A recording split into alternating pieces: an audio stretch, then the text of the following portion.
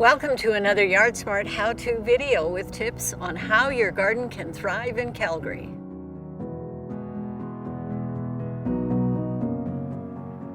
What can I do to limit pest problems in my garden?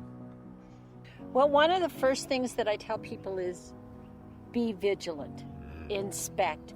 Go out and you walk around and you turn some leaves over and you look for obvious signs of damage, or you see a plant that looks a little wilty and is suffering.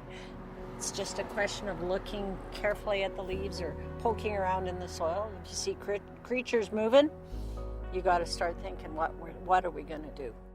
And then what would I do if I find this? One of the things you can look at is some of the obvious ones are the little white moth that you see flying around, and he's laying his eggs in your cabbage patch or in your hostas. And what happens is he lays his eggs there and you get the little worm that gets in there and chews holes and everything. So that's some obvious damage. And then the other one that we've all been very aware of is the red beetle that eats our lilies. So we have to stay on top of that. That's a lot of hand picking, but that's usually the best thing.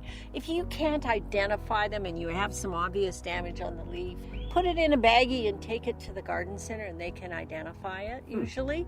And then the other thing that I like to do is sometimes just take a picture and take it over. And another good control is your hose is your friend. And you just put your heavy nozzle on, heavy spray, and spray the heck out of them, and that knocks them to the ground. And that helps the predators that are around to get them. Come and get them. To come and take them. Now, if I wanted something to come and help me take care of my bugs, I've seen birds flitting around. Oh, they're the best bug catchers going. Okay. And you have to attract birds. Birds need habitat too. So planting fruit-bearing trees, because they'll come to eat those. They will come to hang out in them. They really like a big tree to hang out. Small shrubs, your perennial garden, it gives them cover to hide in. The smaller the bird, the more cover they want. And water. Oh. Bird bath.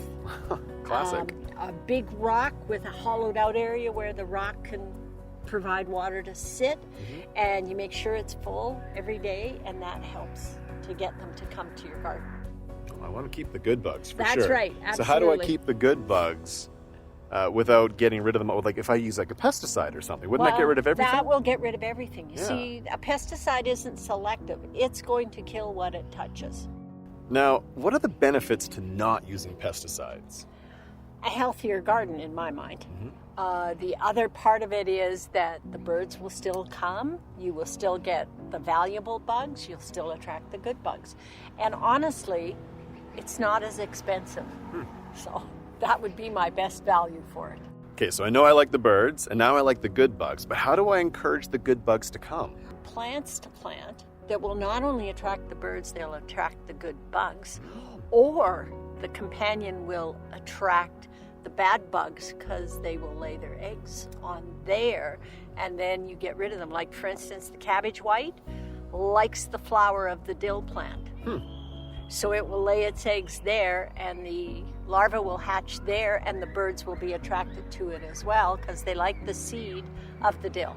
Oh, so the companion is like a buddy taking care of them. That's right. And alyssum, sweet alyssum that you put along the beds of your plants. One of the reasons that I really like planting it is that spiders like to live in there, and spiders are amazing insect creatures, and they capture everything, and they give good cover. And the small tiny birds like alyssum because it has a fragrance and a nectar, so it will attract good birds as well. Lovely, thank you. Planting a YardSmart yard helps to keep our rivers and our community healthy and resilient. Learn more at calgary.ca/YardSmart.